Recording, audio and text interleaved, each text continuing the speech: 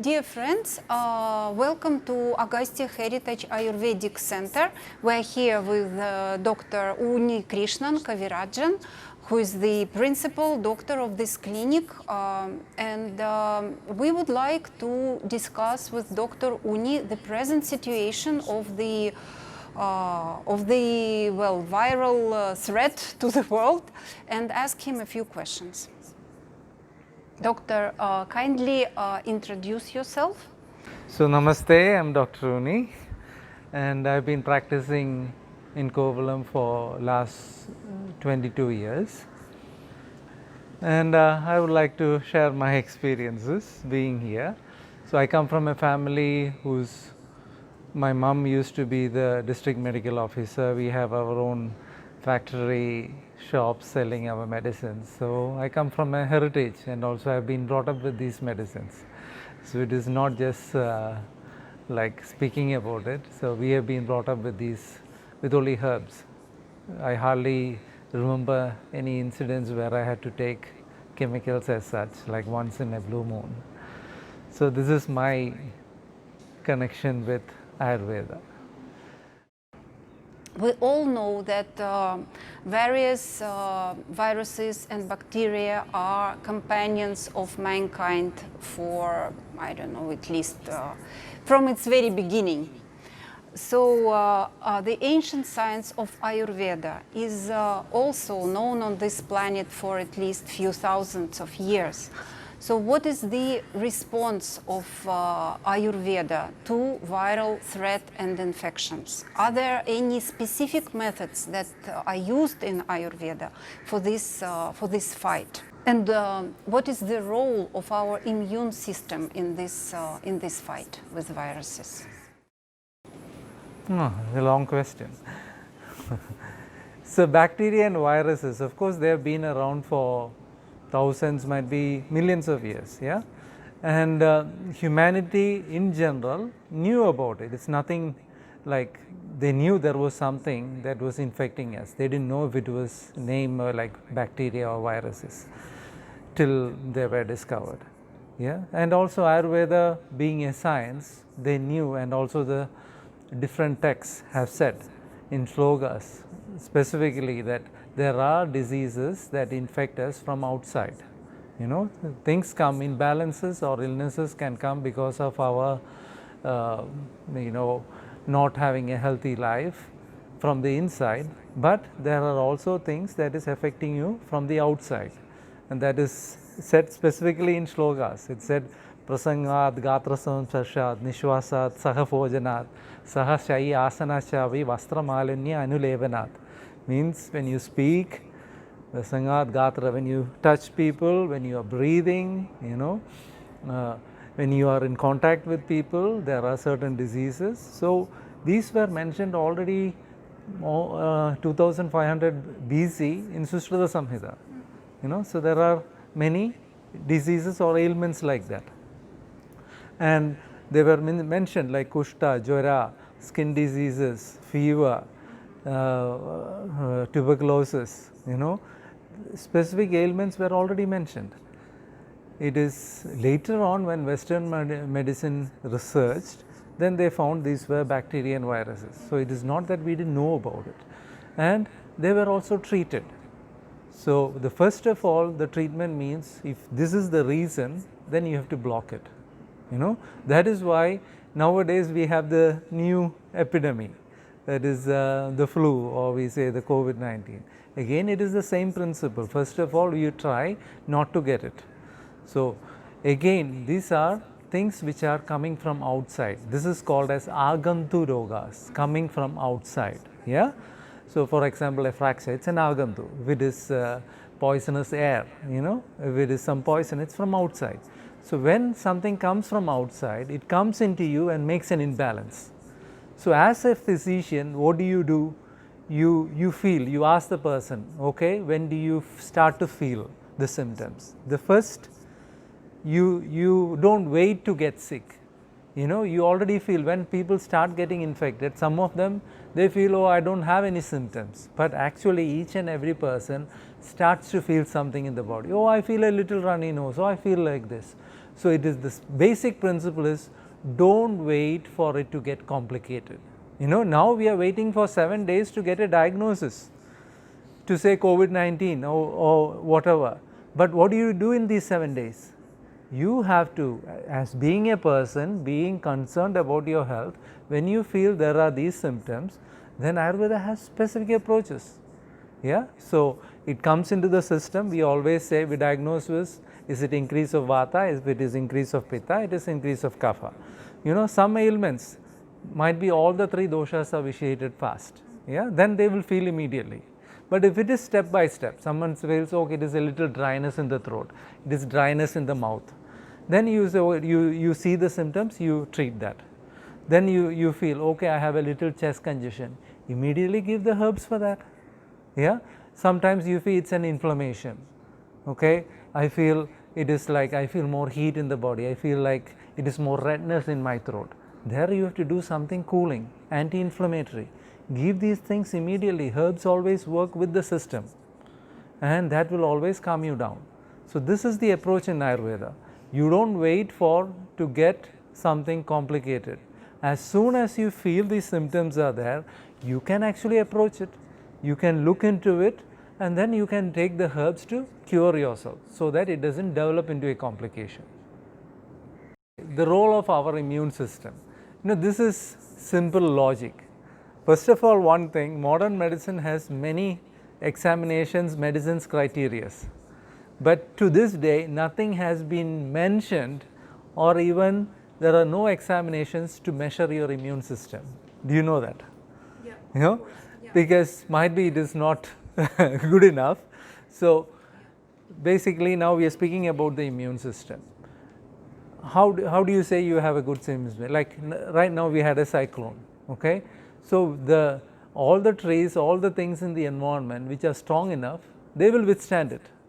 All the weaklings go with it. This is the same with each and every one of us. You know, even with the flu that is around, what you see is, the casualty is mostly in the elderly. It's after 60, after 70, after 80, and also always, even for a plant or whatever to come out, it is always in the beginning, it is a little difficult. So, usually the young ages, but the fatality in young is less. But so the chances are more in the very young and also very old. So, after not very old, like we will say from 60 to from then on, that is where the fatalities are. So, it clearly shows that if we build ourselves, if we are strong enough, then we can always withstand any sort of things. And then the other fatalities were mostly in people who were having different types of illnesses. Okay, someone having chronic respiratory problem, he has to be careful. Someone having diabetes, someone having cholesterol. So, after all, it all comes into, if you are more balanced and healthy, you will be okay. This is what we learn from it. So, actually the nature is telling us to live in a more balanced life. That is the main thing which we get from here. Because we have also learned that, okay, some people who are 80, 90 recovered from COVID. Why? Because they were more strong within themselves, more balanced. What is Ayurvedic approach to boosting the immune system? And can you give examples from your own experience of fighting and effective curing the viral infections with the methods of Ayurveda? Boosting the immune system, there are so many. That is all about how having a healthy living, healthy life, even in our present scenario or situations where we all have to run around for 100 different things. But even in that, how can we have a healthy routine, a healthy regime? This is the basic of having a healthy immune system. Because if you have you say like last 2 years back, they discovered about the gene which is controlling your time body clock. Yeah. So, that was discovered in the gene 2 years back, but people with health in the ancient times, they knew about this routine, they knew about the body clock, and it is said that your daily routines, that should always be in sync, so that it is coinciding with your body clock, eating at the same time, like starting to wake up at the same time, then doing the same things, brushing the teeth, doing your morning routines, and then having your breakfast at the same time, then performing, doing your daily productive things. If you do that at the same time, then the body has a clock, then it knows when to be active, and then it knows when, okay, now I am hungry now. It is said eat 2 or 3 times a day. So at that time the body knows, okay, now I have to fill myself. And then have your productive time in the afternoon and evening. Okay, when to stop, what are the things to rejuvenate yourself, when to eat in the evening. It should be at least 2-3 hours before you go to sleep, so you feel light before you go to sleep, having a quality sleep. All these things have been mentioned so clearly, and actually it's a almost 2-hour lecture, each and every part. It's said it's all about prevention, how we can be healthy. That is the first part in Ayurveda. And later on, if you don't do these things, then you have to go into cure. Yeah, so it's all about prevention. And when we do these things, of course we get a healthy immune system. So this is the behavioral thing. Then ancient saints, they knew there are some things around us. If we add those things into our diet, that makes each and every cell more resistant to external threats. Because as you said, like companions, bacteria and viruses, they can be companions, but sometimes they can go against you. We have almost 9 times, it is calculated like there are around 60 trillion cells in a human body, but 60 trillion into 9 is the number of bacteria we have. Yeah, so who is more?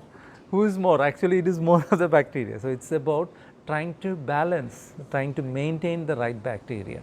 So if we make our body vulnerable to these things, then the outsiders or the bad ones get dominated. So if we have a good routine, if our body is in a good shape, we take the right things internally, then we can always withstand these things. So okay, the herbs which help to get the immune system up. Some of the common practices which we do, like everyone nowadays speaks about turmeric. It's getting to be the biggest hit. The golden milk, yeah. So having a pinch or a teaspoon of turmeric with milk, it's the best anti-inflammatory. You can have it for all people, yeah. For adults, we say have the turmeric with some honey, and this is usually anti-inflammatory, anti-allergic. Also prevents all these intruders, all the bad ones. We have to live in balance, whereas there will be good ones, bad ones around us. So we have to have our system to fight them. Yeah, so this is one good practice. When we have, now people have heard a lot about tulsi. Yeah, when there is a lot of slime in the system, like slime, tulsi is a very Indian basil. Tulsi is something which can be taken with some as a herbal tea. But usually if there is slime and inflammation, that is what they say in the COVID, there we had this cumin, the cumin and also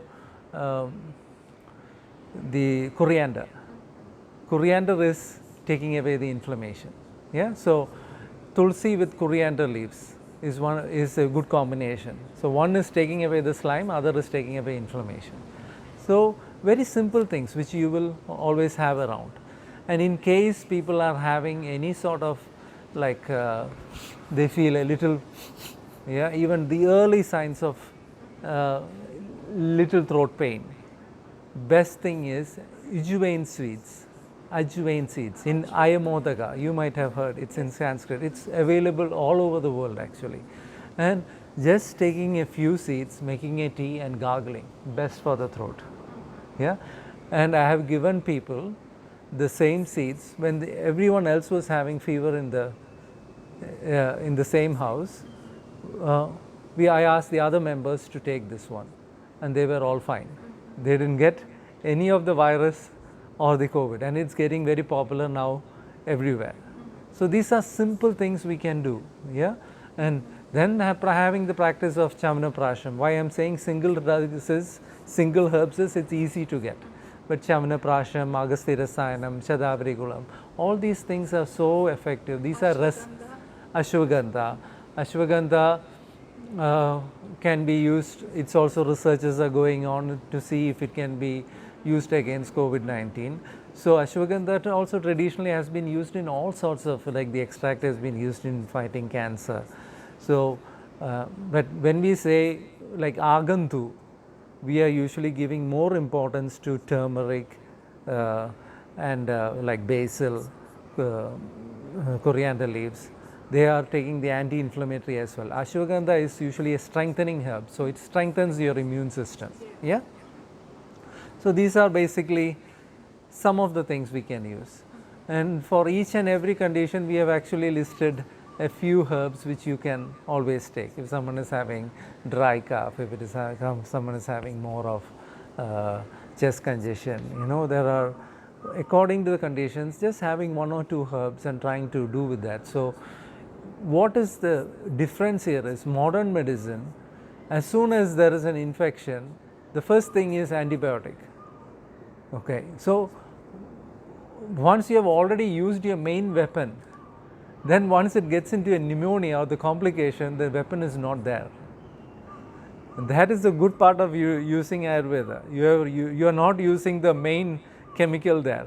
So if at all there is a little bit left or something, this chemical heavy dose should be given, can be used when it's going into a state of pneumonia. Everyone this is a problem, like they are really scared about pneumonia because there is no way to fight it, because they have already used up all the things which is available. So if you can somehow prevent it with the herbs, that is the best thing.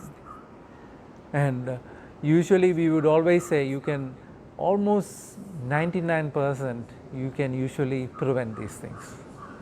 I don't believe that it is such a big catastrophe. Yeah.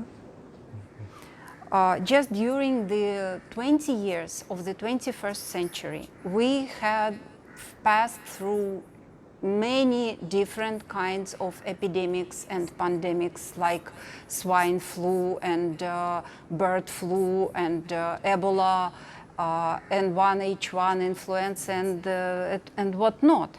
So, in your opinion, what is so special about this Chinese COVID-19 virus? Is it really that dangerous? And other methods like wearing a mask or staying locked at your house all the time, can they really help to protect yourself from this virus? Now, first we spoke always about the prevention. Now the thing with this virus, because now, as you said, from the early 2000 we have been having many, and this is supposed to be now the strongest. Yeah. And why? Because we should always also think about why are these viruses mutating so fast. Yeah. Is it because we are suddenly, because everything changes, everything changes. So do you try to change them with these immunization programs, or what is happening? We really don't know, because it seems that the changes are too fast. And what is provoking it? We have to look our interaction with the nature. Are we creating these things? Like as human race, what are we doing to make these things in the environment, make the viruses like this? We have to think about it. Do we do healthy practices? What are we doing with the nature around us? This is the first thing to think about. And then we said, like, why this thing is considered so like a disaster. Yeah, it's because I think every time it's always a flu or a cold that is spreading very fast. Yeah, than hepatitis or any other infections. This always spreads very fast. It was also in swine flu, but again this one goes into the like the pneumonia much faster than the others. So people are really, and it seems to play with the immune system. So, and as we discussed before, it's always for the weak people it is affecting, and we don't know, like the mortality rates is different in different places. Like even in India, like Kerala, I don't know if it is because of the Ayurvedic medicines and the culture here, we have had very little mortality.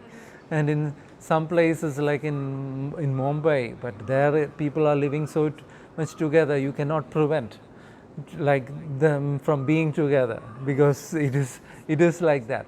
So the mortality rate seems to be a bit higher there, but always there has been epidemics like this. Our thing is, it is a little bit strange that this has suddenly come up as the most killer, but if we look at the mortality, I think every year people usually, the fatality is almost the same, might be a few % more than before. Yeah, or might be less. We really have to check into the numbers. But with as a doctor, I feel quite confident, like, because we have almost 6-7 days before it can be tested. So if people can be really aware of it, okay, these are the symptoms, there is a big campaign, okay, these are the symptoms, when you have it, don't wait, oh, it's just a simple flu, it will go. This is usually the attitude. No, this one has a little more stronger than the usual flu. Take it like that. You cannot just say, oh, it's just a simple flu. No, this is a little more stronger, it's giving other complications. So in the beginning itself, take a few natural steps. This is what we are trying to say. Few natural things, natural herbs to build yourself. Be a little more careful in your diet. Don't have a lot of dairy products. Don't stuff yourselves. Try to have very easy things which will nourish your system so that it can fight against the illnesses. This was very normal in the old days. That is why the lady of 100 could survive, because they know, they listen to the body. Our problem now is we are too mechanical. You know, we have this, we just do this and we think it will go. No, please listen to yourself. This is what this virus is teaching us, and this is what we have to do in the future as well. You know, it is not like this is over. Viruses mutate, bacteria, they all change. This is the new world order. You know, the main thing is now multi-resistant bacteria. So everything is changing. So when they are changing, be wise. That is why human beings are here. You know, we are the biggest population because we were wiser. Now be wise, try to be more within ourselves, try to find out, act in a logical way, and then we can get over it. Then the question about the mask. This is actually for the health system, because what they are afraid of is having hundreds and thousands coming with the same problem at the same time. Then none of this is what happened in Italy. Everyone got the flu at the same time, and all the old people came to the hospitals at the same time. So if we have the social distancing, and if we are careful, and if we know, okay, if I feel something, if we make the right protection, and if you feel like this, you shouldn't get it to the others, then of course when we are going in a public place, it is okay to have the mask. But also there is the other part of having the mask is, you know, we are supposed to be in harmony with all these things. You know, even bacteria, viruses, how long will we hide? You know, we as human beings, we have to live with everything. This is how the earth is made, like that. We are not made to cover up ourselves and live like that forever. That is not possible. So as a protection for the health system in public places, it is a logical thing to wear the mask. But personally, as a health someone who is thinking about health and the body, it won't be like very logical to have the mask all the time. So during this time, for the numbers to come, I would say we should have social distancing. Don't go much to the public places right now. Let's see, because everything has a phase. The environment always has to be supporting. So when the temperature goes up, usually the viruses and its complications usually comes down. It is not that it will not infect, but the complications you can see also now everywhere. Slowly the summer is coming, but the complications are getting less. That's why the number of cases are less. But in India, the monsoon is coming.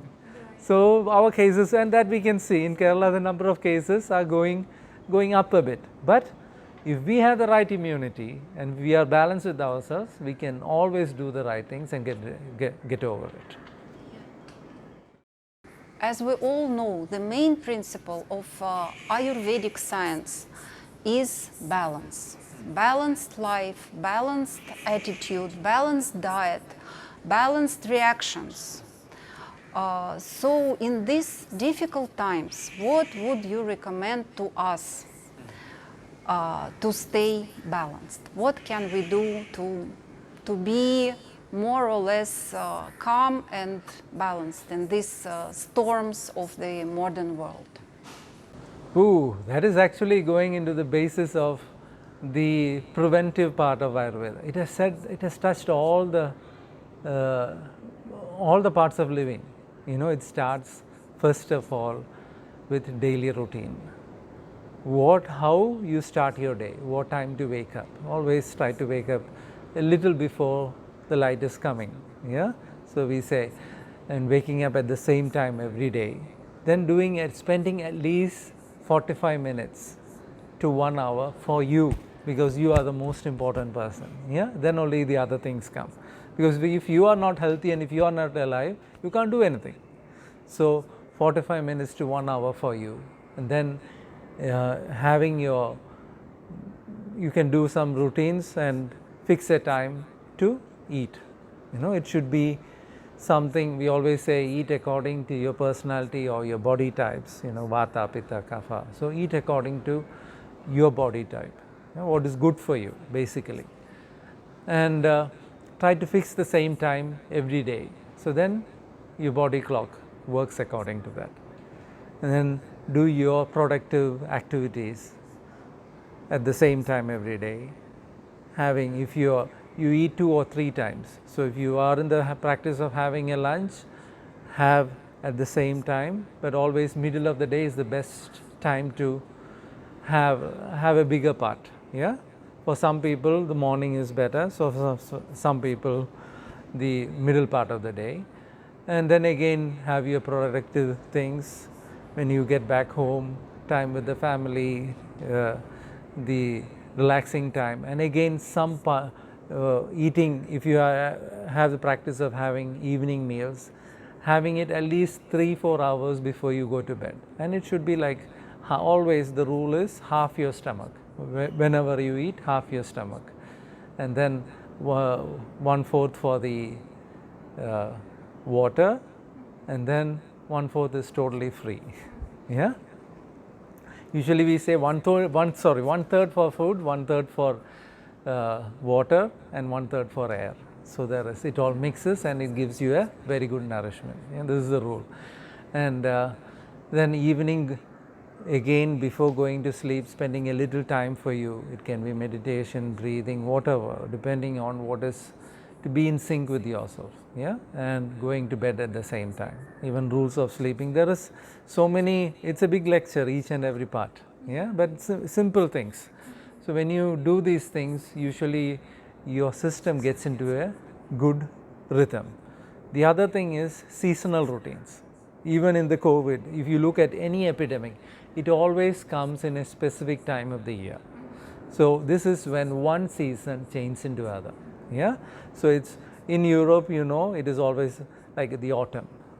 Yeah, and then it is the spring, because these are the times when one is changing to the other, and it is at this junction. Ayurveda has noticed this for thousands of years, and we say you do the cleanses, you prepare yourself for the change of seasons. If you don't have it, then the epidemics will take care of you.